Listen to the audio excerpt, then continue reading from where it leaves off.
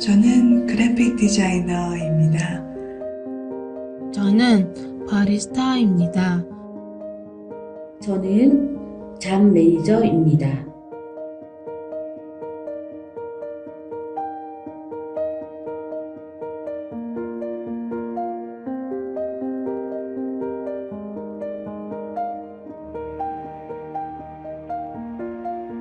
언어 표현이 좀 어렵습니다.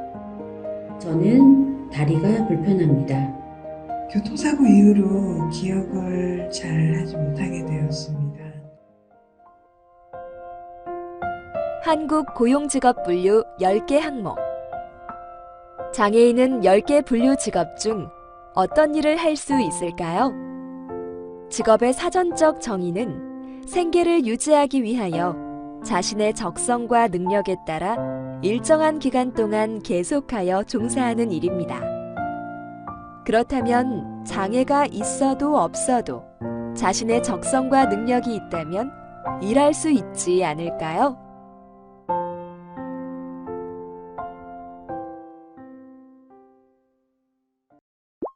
오늘 배울 내용을 함께 알아보겠습니다. 여러분은 이번 시간을 통해 장애인 고용 현황 및 고용 사례를 설명할 수 있고, 고용상 장애인 차별 금지의 주요 내용 및 정당한 편의 제공을 설명할 수 있으며, 고용상 차별에 따른 고충 처리 과정 및 사례를 설명할 수 있게 됩니다. 장애인 고용 현황.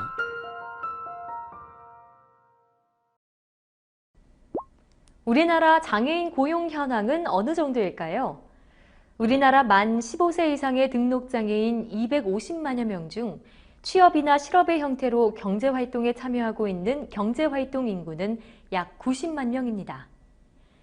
장애인의 경제활동 참가율은 전체 인구 경제활동 참가율과 비교했을 때 턱없이 모자란 수치입니다. 또한 전체 인구와 장애인의 고용률, 실업률을 비교해봐도 큰 차이가 있습니다. 그럼 의무고용사업체의 장애인 고용 현황은 어떻게 될까요? 장애인 의무고용 대상 사업체 2만 8천여 곳의 장애인 근로자는 약 17만 5천여 명으로 고용률은 약 3%에 가깝고 해마다 조금씩 증가하고 있는데요. 이렇게 장애인 근로자 수는 비록 적지만 점차 늘어나고 있습니다. 그럼 지금부터 기업의 장애인 우수 고용 사례에 대해 알아보겠습니다.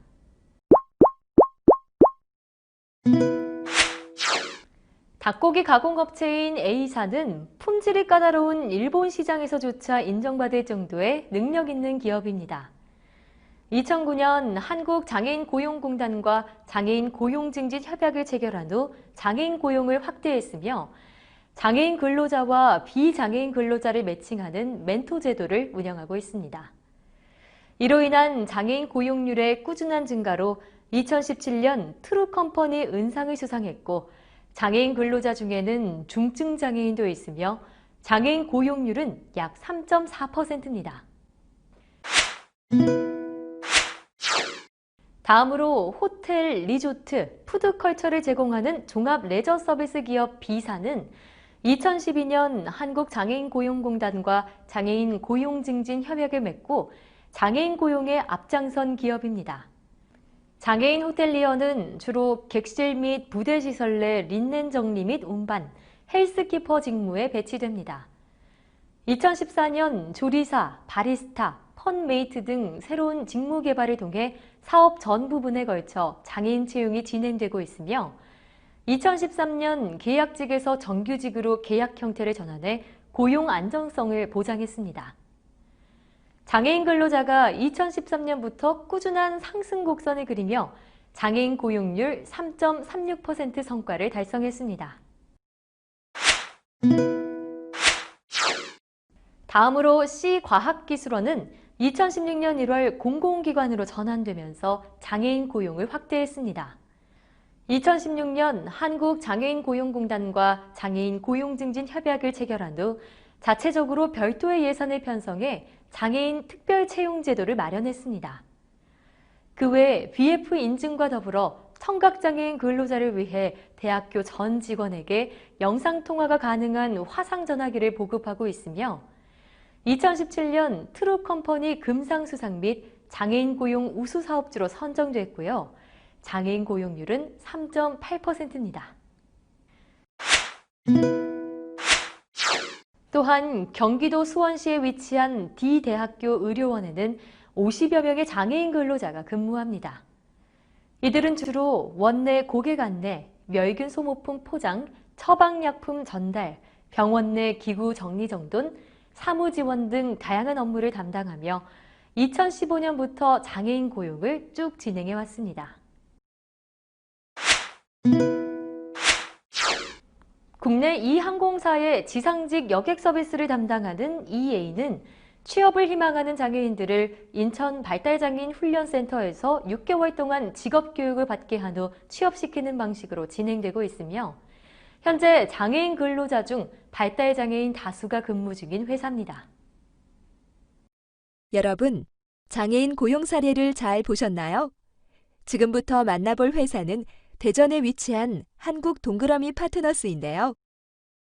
한국 동그라미 파트너스는 장애인에게 안정된 일자리를 제공하고 사회적 책임을 다할 수 있도록 설립된 자회사형 장애인 표준 사업장입니다.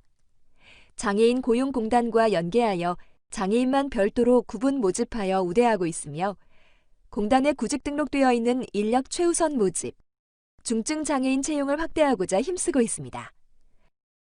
전문성을 필요로 하는 카페, 베이커리 부문에 중증 및 여성 장애 직원을 우선 채용하기 위해 직업능력 개발원을 통해 맞춤 훈련 실시하고 있으며 자회사형 장애인 사업장 설립 시 다수의 중증 장애인을 채용할 수 있는 업종을 개발하기 위해 기존 자회사형 사업장 및 사회적 기업을 벤치마킹하고 공단의 직무 검토 등을 통해 중증 장애인 고용 모델을 개발하고 있습니다.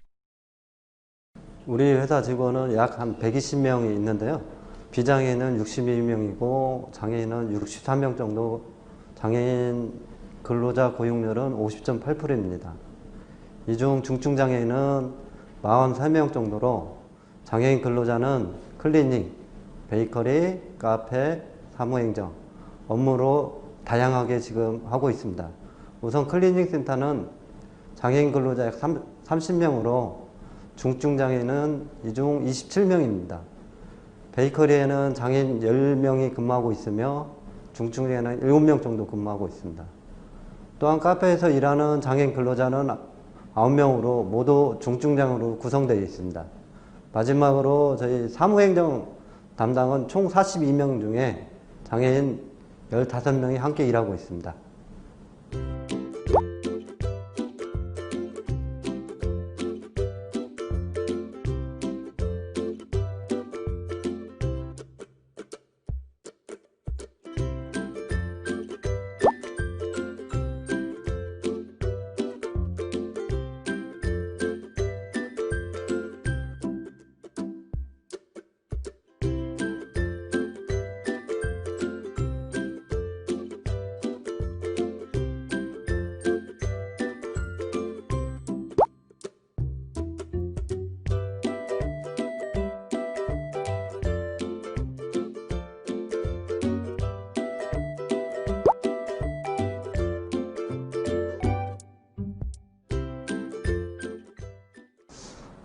왠지 장애인은 도움이 필요하다고 생각하고 다가가기 어렵다고 생각했습니다.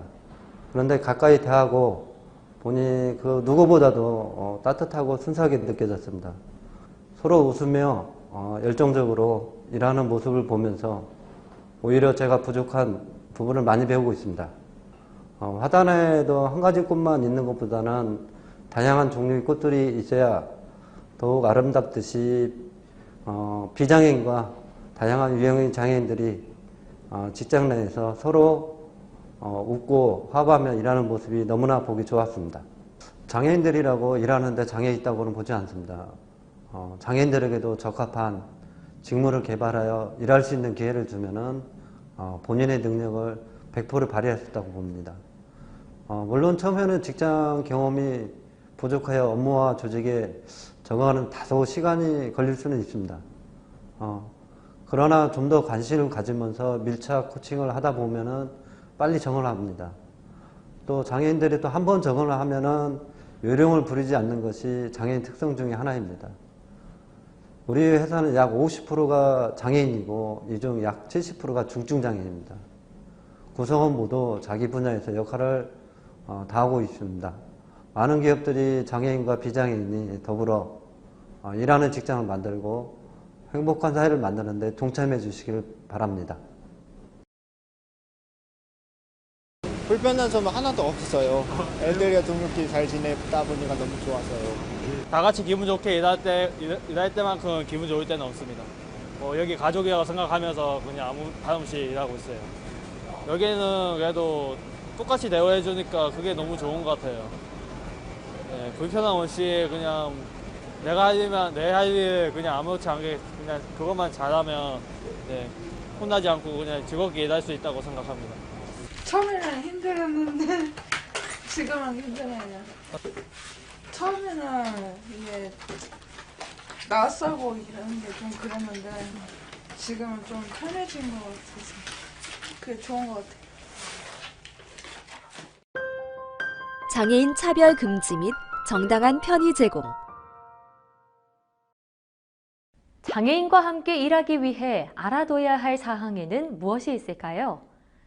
모든 사람의 인권은 존중받아야 하는데 장애라는 이유로 인권이 침해되거나 차별받아서는 안 되겠죠?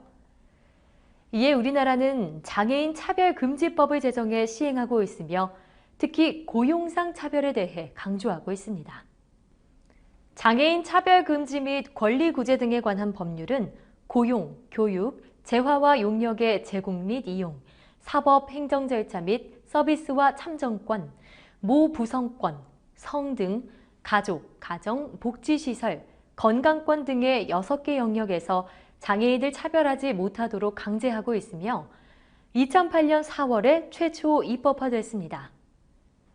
장애인 차별금지법은 모든 생활 영역에서 장애를 이유로 한 차별을 금지하고 장애를 이유로 차별받은 사람의 권익을 효과적으로 구제함으로써 장애인의 완전한 사회 참여와 평등권 실현을 통해 인간으로서의 존엄과 가치를 구현하는 걸 목적으로 합니다. 다음은 고용상의 차별 금지입니다.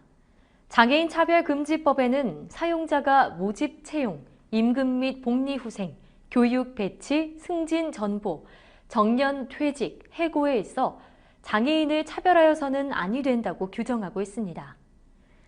국가인권위원회가 발표한 장애를 이유로 한 차별 행위에 대한 진정을 신청한 현황을 살펴보면 장애차별 진정 건수는 2001년 24.5%를 차지했던 것이 그 수가 매년 증가해오다 최근 그 증가세가 주춤한 상황입니다. 그 외 차별 영역별로는 모집 채용 분야, 퇴직 해고, 임금 복리후생 순으로 나타났습니다. 또한 한국장애인 고용공단 고용개발원에서 실시한 장애인 고용차별 실태조사 결과 실업 상태로 있는 이유에 대해 경증장애인과 중증장애인 모두 장애인에 대한 차별과 선입견이 1순위로 나타났습니다. 그렇다면 우리는 장애인의 차별을 어떻게 줄여나갈 수 있을까요? 여러분은 정당한 편의라는 말을 들어보셨나요?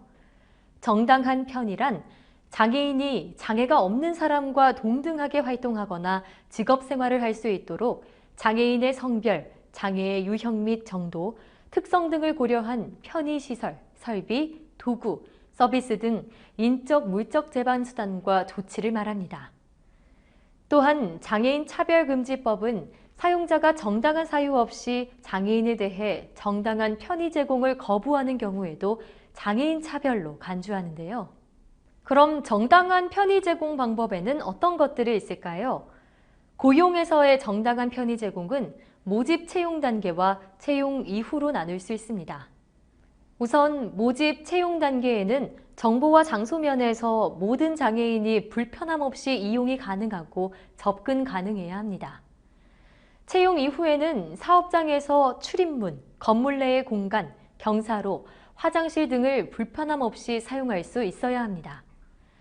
또한 의사소통 및 업무 수행에 있어서도 비장애인과 동등하게 대하며 작업 지침서를 제공하고 장애인을 위한 보조기구나 낭독자, 수화 통역사를 제공하며 작업대 같은 시설도 설치해야 합니다.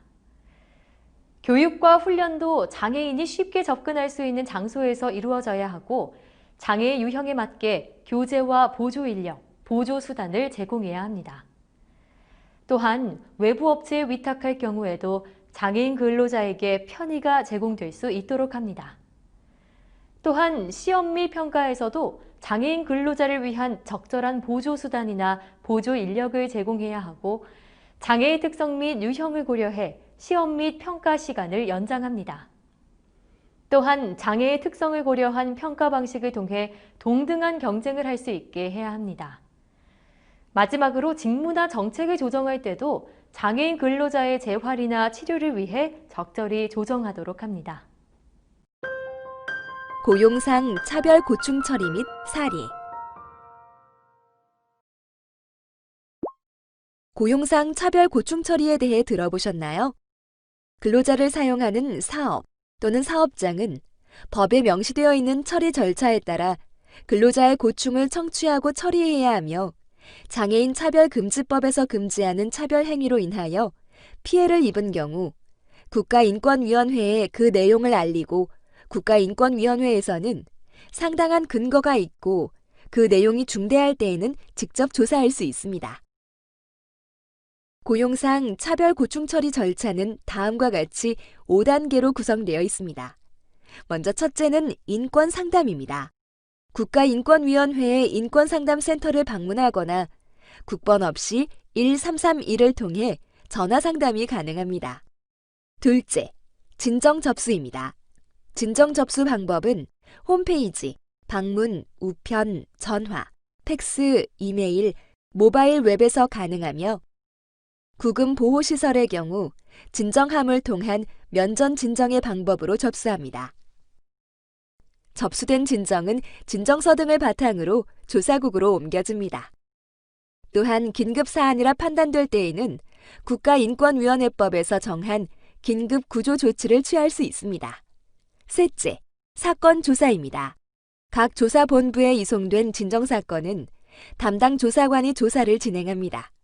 우선 피해자, 피진정인 또는 관계인에 대하여 진술서 및 자료 제출을 요구하고 필요할 경우 조사사항과 관련 있는 장소, 시설, 자료 등에 대한 실지 조사를 실시하며 행위 당사자의 진술서만으로는 사안을 판단하기 어렵거나 인권침해, 차별행위가 있었다고 볼 만한 타당한 이유가 있는 경우 피진정인에 대하여 출석 조사를 할 수 있습니다. 이때 정당한 이유 없이 조사를 거부할 경우 과태료를 부과할 수 있으며 조사가 끝나면 조사관은 조사 결과 보고서를 작성해 해당 소위원회의 심의, 의결 과정을 거치게 됩니다. 넷째는 위원회 의결입니다. 전원위원회, 상임위원회, 소위원회로 구성된 위원회는 진정사건에 대해 조사 내용을 심의하여 권고, 기각, 각하, 합의 권고, 이송 등의 결정을 내릴 수 있습니다. 그렇게 모든 절차가 끝이 나면 위원회는 심의 의결 후 진정인에게 사건 처리 결과 통지서를 송부합니다. 그렇다면 고용상 장애인을 차별한 사례를 보며 어떻게 처리되었는지 알아볼까요? 퇴행성 근육병으로 지체장애 2급 판정을 받은 취업준비생인 진정인 민모 씨. 그는 공직유관단체인 A1이 공고한 장애인 신입직원 채용 분야 채용 공고문의 자격 기준에 제한 없음, 서류 심사에서는 자격 요건 충족 시 전원 면접 응시라고 명기되어 있어 필요 서류 제출 등 기본 요건을 충족하면 면접에 응시할 수 있을 것으로 예상했습니다. 하지만 민 씨는 서류 심사에서 탈락하였는데요. 그는 장애를 이유로 면접 응시 기회가 부여되지 않은 차별이라며 지난 2013년 11월 국가인권위원회에 진정을 제기했습니다. 이에 인권위는 지원자의 직무 관련 지식 및 경력이 아닌 장애 정도로만 판단한 것은 장애를 이유로 한 고용상의 차별이며 장애인 차별금지 및 권리 구제 등에 관한 법률에 위반되는 행위로 판단하여 이러한 사례가 재발되지 않도록 해당 기관장에게 장애인 차별금지에 대한 인식을 강화할 것을 권고하였습니다. 다른 사례를 하나 더 볼까요? 진정인은 A공사에 근무하던 중 업무상 과로에 따른 뇌출혈로 인해 사지 일부가 마비되어 산재 판정을 받은 장애인으로 2년간의 공상 휴가를 거쳐 복직하여 근무하다가 장애로 인해 업무 수행이 불가능하다는 이유로 피진정인들로부터 직권 면직을 당하였습니다. 이 사례는 피진정인이 진정인에 대한 직권 면직을 결정하면서 단순히 진정인의 직무 수행이 불가능하다고 판단했으므로 장애를 이유로 한 차별에 해당합니다. 이에 위원회는 피진정인에게 진정인을 복직시킬 것을 권고하였습니다. 장애인을 위한 새로운 직무는 무엇이 있나요? 장애인을 위한 새로운 직무를 개발하는 것도 장애인과 함께 일하는 좋은 방법이 될 수 있습니다. 최근 이러한 생각이 반영돼서 장애인을 위한 직무를 개발하고 있는데요. 지금부터 하나씩 소개해 드리겠습니다. 먼저 휠 마스터는 병원 내에서 사용하는 보조기기인 휠체어를 살균 세척하고 관리하는 일입니다. 주로 발달장애인을 대상으로 직무를 맡기는 추세인데요. 휠 마스터는 앞으로 의료산업 분야에서의 전망이 밝으며 병원 내 일자리 수요를 증가시킬 수 있고 발달장애인의 직업적 강점과 매칭돼 자신에게 적합한 직무를 수행할 수 있습니다. 다음으로는 온라인 패커입니다. 온라인 패커란 온라인 쇼핑몰에서 고객이 주문한 상품을 분류 및 포장하는 일입니다. 크게 바스켓 세팅, 상품의 스캔 및 분류, 고객 라벨 부착, 개별 상품 소포장 등의 업무가 있습니다. 온라인 패커의 앞으로의 전망은 빠르게 성장하는 온라인 유통사업의 특성상 아주 밝다고 볼 수 있습니다. 추후 유사 동종업체로 확산도 가능하며 무엇보다도 특정한 작업 공간, 단순한 업무, 반복 작업, 정확성 등의 업무 여건이 발달장애인의 강점에 부합합니다. 다음 직업은 캐스트인데요. 캐스트란 놀이공원 등 테마파크 내에서 업무를 수행하는 일입니다. 고객센터, 테마파크 내 청결 유지, 기념품점, 식음료점, 어트랙션 서비스 등의 다양한 직무 활동이 있습니다. 캐스트는 근무 환경이 쾌적하고 임금 조건이 비교적 양호하며 일자리 수요가 높은 직군이라 이직하기에도 용이합니다. 또한 테마파크 내 다양한 직무가 있기 때문에 개인의 특성에 맞는 배치가 가능합니다. 다음으로 네일 아티스트 역시 새로운 직무로 개발한 경우인데요. 기업 내 휴게실이나 부대 이용 시설 등에 청각장애인 네일 아티스트를 배치해 직원들 간의 친목 도모와 복지 증진 효과를 얻을 수 있도록 개발한 직무입니다. 마지막으로 디지털 환경 지킴이란 인터넷상에 불법으로 유출된 개인정보나 글, 사진, 동영상 등을 지우는 것으로 디지털 유해 환경을 깨끗하게 만들기 위해 인터넷 콘텐츠 등을 모니터링하는 직무입니다. 디지털 환경 지킴이는 장애인들에게 취업의 기회를 제공함과 동시에 연령과 장애로 인한 진입 장벽이 낮다는 점에서 앞으로의 전망 또한 훌륭합니다. 이 밖에도 대기업 일자리도 다수 존재하고 새로운 직무 개발을 위한 노력도 계속되고 있으므로 앞으로 인식 개선을 통해 더 많은 일자리를 확보하는 것이 해결해야 할 과제라고 할 수 있습니다. 오늘 학습한 내용을 다음의 문제를 통해 확인해 볼까요?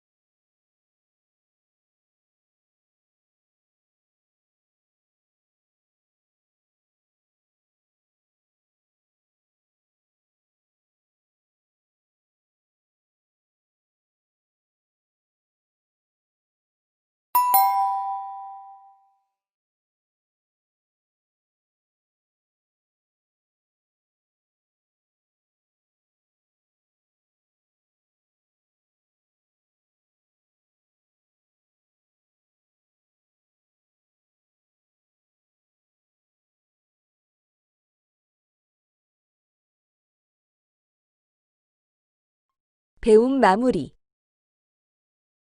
전체 인구 경제활동 참가율에 비해 장애인 고용률은 낮은 편이지만 의무 고용 사업체 장애인 고용률은 점차 증가하는 추세입니다.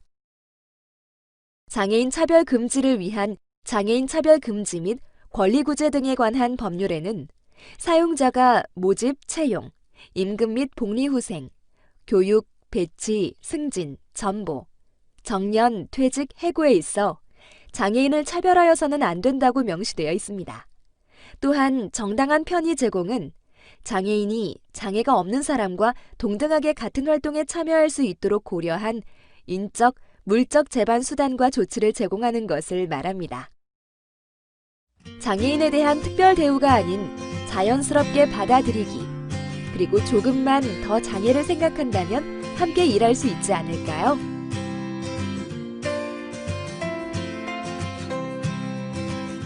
오늘 시간을 마치겠습니다. 수고하셨습니다.